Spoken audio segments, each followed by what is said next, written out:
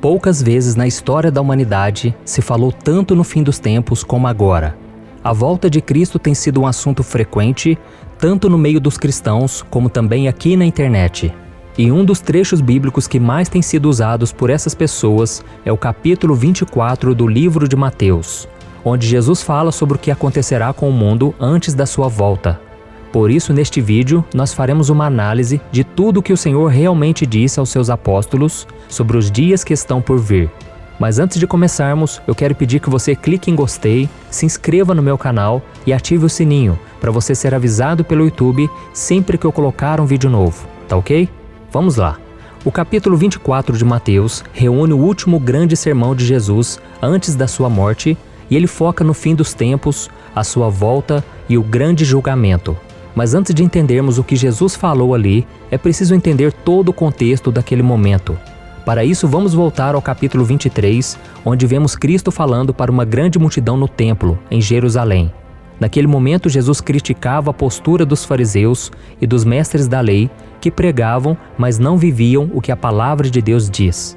Em seguida, ele trouxe duras palavras ao povo judeu. Vamos ver o que ele disse. Jerusalém, Jerusalém, você que mata os profetas e apedreja os que lhes são enviados. Quantas vezes eu quis reunir os seus filhos, como a galinha reúne os seus pintinhos debaixo das suas asas, mas vocês não quiseram. Eis que a casa de vocês ficará deserta. Pois eu lhes digo que vocês não me verão desde agora, até que digam, bendito é o que vem em nome do Senhor. E logo depois disso, o capítulo 24 começa contando que Jesus deixou o templo com seus discípulos e pelo tom da sua pregação lá dentro, era muito provável que ele ainda estivesse irado com a infidelidade e a falta de fé dos judeus. Então, minutos depois, ele começa a profetizar, dizendo que nada daquilo ficaria de pé e que o templo seria destruído em breve. Os discípulos então ficaram curiosos com aquela profecia e assim que chegaram ao Monte das Oliveiras, perguntaram ao mestre quando aquilo iria acontecer e quais seriam os sinais que apontariam para a sua segunda vinda aqui na terra. Então Jesus se assentou, como de costume, e passou a explicar às suas ovelhas tudo o que estava por acontecer ao mundo até a consumação dos séculos. Essa passagem também é conhecida como Sermão Profético, por causa do seu conteúdo, e a maior parte dessa profecia também está relatada em Marcos, capítulo 13. Bem, agora que nós já entendemos todo o contexto em que o capítulo 24 de Mateus foi escrito, vamos analisar o seu conteúdo. Essas passagens são difíceis de interpretar porque, além da sua linguagem ser simbólica, elas tratam de uma série de acontecimentos. E é por isso que muitas pessoas pegam alguns trechos dessa fala de Jesus, interpretam mal e acabam levando mensagens incompletas ou até erradas para as outras pessoas. Por isso, neste vídeo, nós vamos analisar 3 pontos importantes sobre a profecia de Jesus a respeito do fim dos tempos. Primeiro, para quem esta mensagem foi direcionada? A grande maioria das pessoas acredita que as palavras de Jesus foram ditas para a sua igreja, mas isso não é verdade. Elas foram direcionadas aos judeus. Naquele momento, a igreja de Cristo ainda era um mistério. Ela só seria incluída no agir de Deus em Pentecostes. E foi revelada depois através das cartas do apóstolo Paulo. Entendeu? Então é preciso deixar claro que os acontecimentos profetizados por Jesus tratam unicamente sobre como será a situação dos judeus no período da grande tribulação antes da sua volta. Além disso, o capítulo 24 de Mateus trata dos falsos profetas e dos falsos cristos que surgirão para enganar o povo. Essas pessoas levantadas por Satanás representam um perigo para Israel, que não acredita que Jesus é o Messias e que ele já veio ao mundo uma vez. E nós, que somos a Igreja de Cristo, nós precisamos nos preocupar mais com os falsos mestres, falsos apóstolos e falsos pregadores, além de sabermos discernir os espíritos, para que nenhum deles nos afaste dos caminhos do Senhor. Amém? E mais uma prova de que os judeus são o alvo da profecia de Cristo a respeito do fim dos tempos, quando Jesus fala do sacrilégio terrível. Aqui Jesus fala da terra judaica, do templo e dos sacrifícios que Daniel já havia profetizado há muito tempo.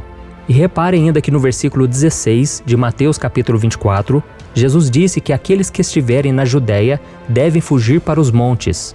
E isso trata claramente de Israel, porque no Novo Testamento inteiro não existe uma única passagem em que Jesus ou qualquer um dos seus apóstolos peçam para que a igreja fuja para os montes. E por fim, da mesma forma, vemos que o texto ainda fala sobre o sábado, que está relacionado aos costumes e leis dos judeus, e ainda traz a parábola da figueira, que é uma representação simbólica da nação de Israel. Deu para você entender? O segundo ponto que devemos analisar: quando essa profecia de Jesus começará a se cumprir? Jesus declarou que ninguém, nem os anjos do céu e nem ele mesmo, naquele momento, sabia o dia e a hora em que aquela profecia se cumpriria. Apenas Deus sabia, mas ele deixou claro que vai acontecer quando o mundo menos esperar. Vamos ver o que ele disse aos seus discípulos. Como foi nos dias de Noé, assim também será na vinda do Filho do Homem. Pois nos dias anteriores ao dilúvio, o povo vivia comendo e bebendo, casando-se e dando-se em casamento, até o dia em que Noé entrou na arca, e eles nada perceberam, até que veio o dilúvio e os levou a todos. Assim acontecerá na vinda do Filho do Homem. Mas mesmo sem sabermos a data certa do início dos acontecimentos que marcarão a volta do Messias ao povo judeu e o estabelecimento do seu reino aqui na terra, a passagem nos mostra que a profecia começará a se cumprir nos 7 anos de tribulação, que será a última das 70 semanas profetizadas por Daniel. E uma coisa interessante dessa profecia de Jesus é que tudo está relacionado ao que o apóstolo João registrou nos capítulos 6 a 19 do livro de Apocalipse. Muitos acreditam que a Igreja de Cristo não passará por nenhum desses acontecimentos, porque ela já terá sido arrebatada, guardada da hora da provação. Logo no início de Mateus 24, Jesus fala da primeira metade da 70ª semana de Daniel. No versículo 8, Jesus disse que tudo isso será o início das dores. E essas dores não falam a respeito de uma época qualquer. Elas definem o começo do tempo da tribulação, que é comparada na Bíblia como as dores de parto de uma mulher grávida. O princípio das dores são os primeiros 3 anos e meio do tempo da tribulação, em que o mundo será governado pelo Anticristo. E assim como existem as etapas iniciais e finais nas dores que antecedem um parto, também esses últimos anos se dividem em 2 etapas de 3 anos e meio. E repare que existe uma ligação entre as falas de Jesus, nos versículos 4 a 8, com o Apocalipse capítulo 6, onde o Senhor abre os selos e começa a derramar o seu juízo sobre a terra. Vamos analisar agora. Por exemplo, em Mateus capítulo 24, versículo 5, Jesus alerta os judeus a respeito dos falsos cristos que enganarão a muitos. Exatamente o que vai acontecer quando o primeiro selo for aberto e o anticristo surgir para enganar as pessoas e dominá-las. Vamos ver o que a Bíblia diz. Observei quando o Cordeiro abriu o primeiro dos 7 selos. Então ouvi um dos seres viventes dizer com voz de trovão: Venha. Olhei e diante de mim estava um cavalo branco. Seu cavaleiro empunhava um arco e foi-lhe dado uma coroa. Ele cavalgava como vencedor, determinado a vencer. E em seguida, ainda no versículo 5, Jesus fala de guerras e rumores de guerras que vão acontecer, que é exatamente o que a abertura do segundo selo trará à terra e acabará com a paz. Veja o que está escrito. Quando o Cordeiro abriu o segundo selo, ouvi o segundo ser vivente dizer: Venha. Então saiu outro cavalo, e este era vermelho. Seu cavaleiro recebeu poder para tirar a paz da terra e fazer que os homens se matassem uns aos outros. Ele foi dada uma grande espada. E depois então, no versículo 7, Jesus diz aos seus discípulos que nação se levantará contra nação e que o mundo será tomado por grande fome. E isso está ligado também à abertura do terceiro selo do Apocalipse. Compare a profecia de Cristo com a visão do apóstolo João. Quando o Cordeiro abriu o terceiro selo, ouvi o terceiro ser vivente dizer: Venha. Olhei e diante de mim estava um cavalo preto. Seu cavaleiro tinha na mão uma balança. Então ouvi o que parecia uma voz entre os 4 seres viventes, dizendo: 1 quilo de trigo por 1 denário, e 3 quilos de cevada por 1 denário, e não danifique o azeite e o vinho. E por fim, ainda no versículo 7, Jesus fala a respeito de diversos acontecimentos que tirarão a vida de milhares de pessoas, o que está ligado ao espírito de morte que o 4º selo e o 4º cavaleiro do Apocalipse trarão. Vamos ver o que o apóstolo João escreveu.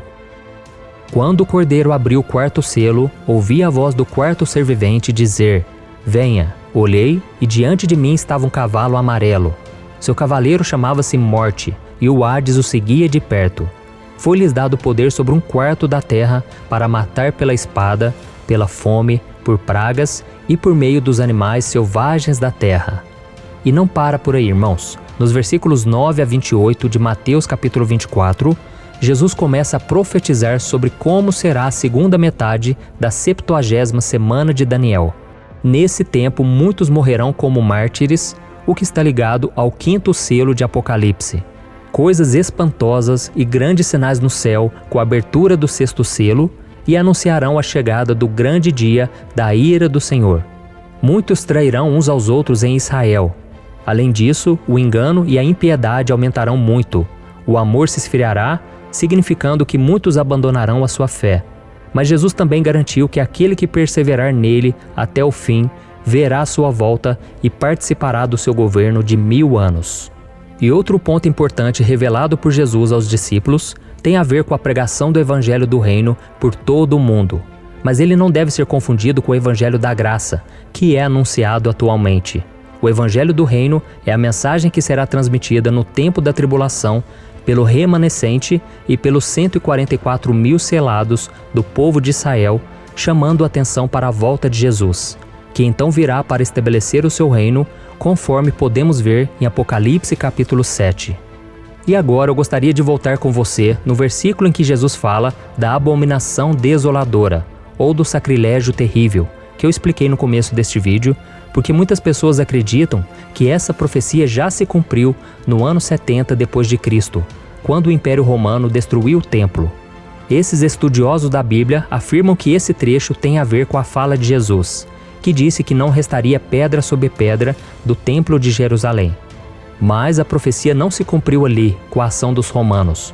A abominável da desolação será estabelecida apenas pelo anticristo, vindo a ter o seu cumprimento pleno e definitivo na metade dos últimos 7 anos, como foi profetizado em Daniel capítulo 12.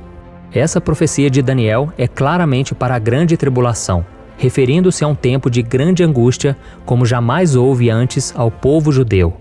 E o terceiro ponto que a gente tem que analisar: qual mensagem essa profecia de Jesus traz para nós hoje? Meus irmãos, tudo que está registrado em Mateus capítulo 24 é um alerta para todos nós. Porque se o fim dos tempos está próximo, o tempo do arrebatamento também está. O nosso mundo está muito conturbado, está inquieto. Existem conflitos em muitos países e a qualquer momento a terra poderá ser tomada por guerras devastadoras. Além disso, grande parte da humanidade tem passado fome, fenômenos e catástrofes da natureza estão cada vez mais presentes e grandes pandemias estão matando milhões de pessoas. Além disso, muitos cristãos já estão sendo perseguidos pela sua fé em Jesus e muitos estão sendo enganados por pessoas levantadas pelo diabo. Enfim, a terra está sofrendo essas dores como uma mulher sofre quando está prestes a dar à luz. Por isso, meu querido irmão e minha irmã, esteja preparado. Não deixe que o inimigo te distraia com os prazeres deste mundo ou abale a sua fé, tá bom? Em vez disso, continue seguindo a Jesus, porque Ele é o único que pode te salvar e garantir a sua morada com Ele por toda a eternidade. Amém? Deus abençoe.